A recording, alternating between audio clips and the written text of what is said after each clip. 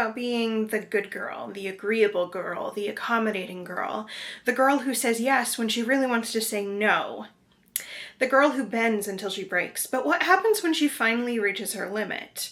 What happens when she decides that she's finally done shrinking, done explaining, done sacrificing herself to make everyone else comfortable? That's what we're going to be talking about today in this video, your villain era. And before we begin, I want to tell you the story. It's about two women, Lila and Amber. For years, they looked almost identical from the outside, both kind, both hardworking, both very caring. But there was one major difference. Lila eventually decided that she was tired of abandoning herself over and over again. Amber kept doing what she's always done. And over time, their lives became completely different. And let's talk about why. First, let's clear something up. Your villain era isn't about becoming cruel. It's not about revenge. It's not about treating people horribly or badly. It's about finally treating yourself well. Lila and Amber are invited to a friend's birthday dinner. Neither wants to go. They're exhausted. Amber says yes anyway. She spends 3 hours listening to people that she barely knows and likes, and barely likes. She gets home completely drained, but Lila pauses. She asks herself, what do I actually want? The answer is a quiet evening. She politely declines and immediately feels guilty, but then something happens. The guilt passes, and the peace stays. That's usually how the villain era energy begins, not with some dramatic transformation, but with one tiny decision of choosing yourself. Every friend group has one. The person everyone relies on, the planner, the fixer, the emotional support system. For Lila and Amber, that person was them. One day, someone in the group complains. Nobody ever organizes anything anymore. Amber immediately starts planning, but Lila doesn't. And suddenly people step up. Because when you stop carrying everyone else's responsibilities, people learn how to carry their own. Your villain era starts when you stop volunteering for jobs that no one has assigned you. Now, how to step into your villain era? First, set ruthless boundaries. Boundaries are often called selfish by people who benefited from you having no boundaries. Amber's coworker texts, "Can you cover my shift?" Amber says that she already has plans, but she says yes anyway. Again, Lila gets the same request, and she replies, "I'm unavailable this weekend." That's it. No paragraph, no explanation, and her coworker survives. The world keeps spinning, and Lila gets her Saturday back. Second, detached from external validation. Most people are addicted to approval. Lila posts something that she's very proud of. A creative project, a goal that she's accomplished. It gets fewer likes than she expected, and for a moment she feels disappointed. But then she asks herself, am I proud of it? Yes, and that's enough. Amber deletes posts that don't perform well. She constantly wonders, do people like me? Lila starts asking, do I like me? Everything changes. Third, prioritize self-respect over being liked. Being liked is temporary, but self-respect lasts for longer. Amber has friends who only call when they need something. Amber answers every single time.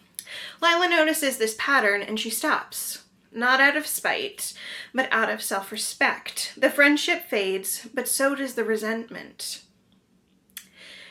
4. Embody bold confidence. Confidence isn't loud, it is certainty. Both women have ideas. Amber rehearses hers in her head, but stays quiet. Lila feels nervous too. But she speaks anyway, not because she isn't scared, but because she's tired of letting her fear make the decisions for her. Step 5, reclaim your energy. Your energy is your most valuable currency.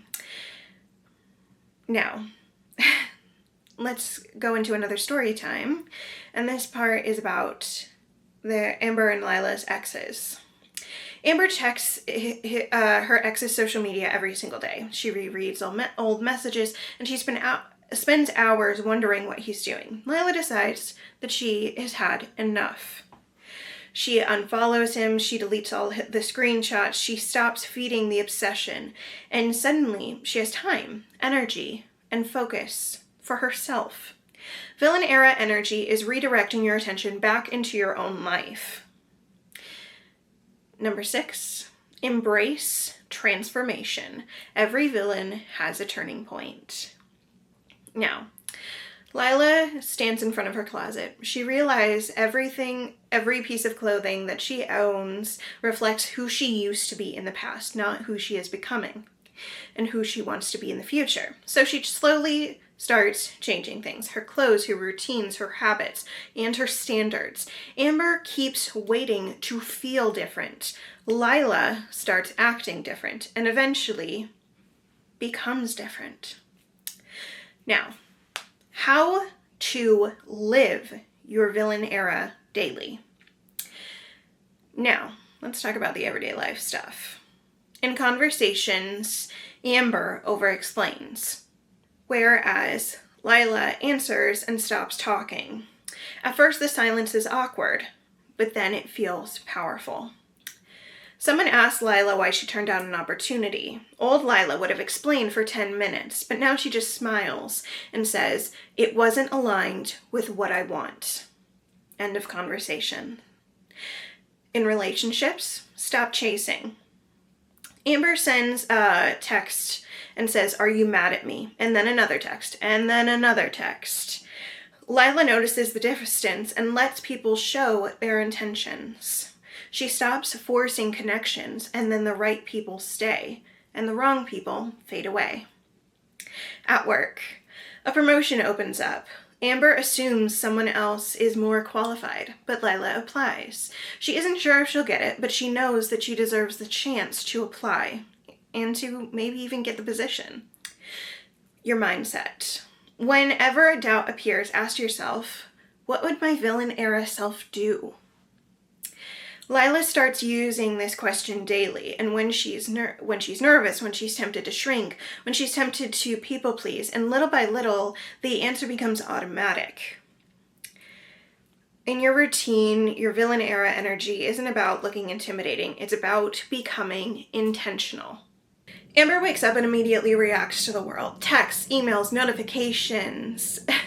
Lila starts creating little rituals, morning walks, journaling, reading, workout sessions, tea at night. She becomes the center of her own life, instead of a side character in everybody else's.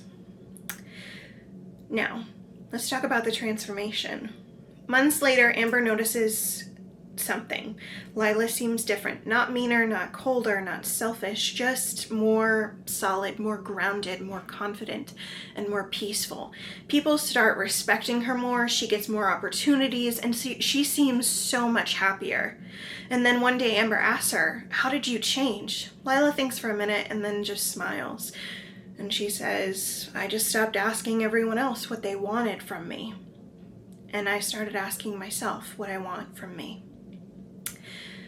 Now, let's finish out this video with some affirmations. Repeat after me. I am unapologetically powerful. My boundaries protect my peace and energy. I choose self-respect over being liked.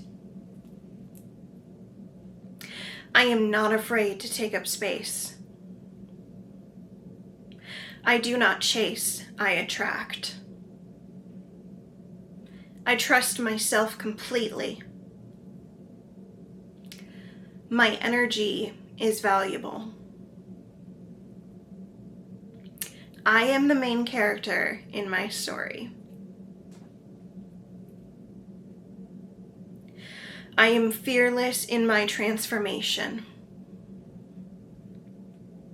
I embrace my villain era with confidence and grace. Here's the truth. Lila was never actually the villain, and neither are you. The moment that a woman starts to choose herself, someone will usually call her selfish.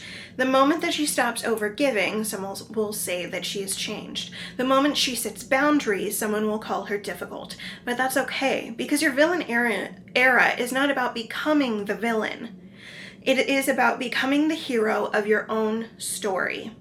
And once you realize that, you'll never go back. If you stayed until the end of this video, comment this emoji in the comments below. And if you enjoyed this video, please do not forget to like, comment, and subscribe. And tell me below in the comments, what is the first thing that you are going to be doing in your villain era this week? Until next time, stay powerful, stay unapologetic, and own your energy. I'll see you in the next one. Bye.